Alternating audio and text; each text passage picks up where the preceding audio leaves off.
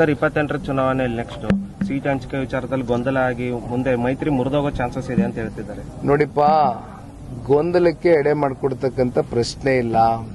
ಕಳೆದ ಸಂಸತ್ ಚುನಾವಣೆ ಸಂದರ್ಭದಲ್ಲಿ ಕೈ ಜೋಡಿಸಿದ್ದೇವೆ. ಸನ್ಮಾನ್ಯ ದೇವೇಗೌಡರು ಸಾಹೇಬ್ರ ರಾಜಕೀಯದ ಇತಿಹಾಸ ನೋಡ್ಕೊಂಡ್ ಬಂದಿದ್ದೀರಿ.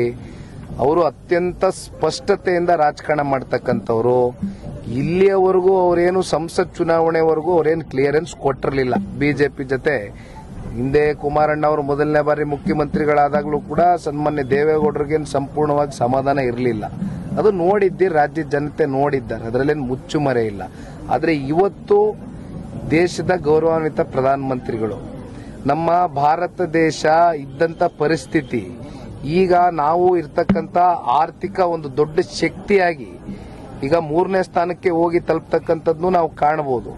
ಮುಂದೊಂದಿನ 1ನೇ ಸ್ಥಾನಕ್ಕೆ ಆರ್ಥಿಕ ದೊಡ್ಡ ಶಕ್ತಿಯಾಗಿ ಭಾರತ ದೇಶ ಹೋಗಿ ನಿಲ್ಲಬೇಕು ಅಂತಕ್ಕಂಥ ದೇಶದ ಪ್ರಧಾನಮಂತ್ರಿಗಳ ಚಿಂತನೆ ಏನಿದೆ, ಅವ್ರ ಕಾರ್ಯಕ್ರಮಗಳೇನಿದೆ, ಅದನ್ನ ಮೆಚ್ಚಿ ಅವರ ಜೊತೆಯಲ್ಲಿ ಜನತಾದಳ ಪಕ್ಷವು ಒಂದು ಬೆಂಬಲವಾಗಿ ನಿಂತ್ಕೋಬೇಕು. NDA ಪಾರ್ಟ್ನರ್ ಆಗಿ ನಮ್ಮ ಎಕ್ಸ್ಟೆಂಡೆಡ್ ಸಪೋರ್ಟ್ ಅನ್ನು ನಾವು ಕೊಟ್ಟಿದ್ದೇವೆ. ಅದರಲ್ಲಿ ಯಾವುದೇ ನೋಡಿ ಡೌಟ್ ಇಟ್ಕೋಬೇಡಿ. ನಮ್ಮಲ್ಲಾಗ್ಲಿ, ನಮ್ಮ ಮಿತ್ರ ಪಕ್ಷವಾಗಿರ್ತಕ್ಕಂಥ ನಮ್ಮ ಸ್ನೇಹಿತರು ಭಾರತೀಯ ಜನತಾ ಪಾರ್ಟಿ ಆಗಲಿ, ನಾವೆಲ್ಲ ಈ ರಾಜ್ಯದ ಸಮಗ್ರ ಅಭಿವೃದ್ಧಿ ಬಗ್ಗೆ ಚಿಂತೆ ಮಾಡ್ತಾ ಇದ್ದೀವಿ. ನಾವು ಒಟ್ಟಾಗಿ ಹೋಗ್ತೀವಿ, ಒಗ್ಗಟ್ಟಾಗಿ ಹೋಗ್ತೀವಿ. ನಮ್ಮಲ್ಲಿ ಯಾವುದೇ ರೀತಿ ಅಸಮಾಧಾನ ಮಾಡ್ಕೊಂಡು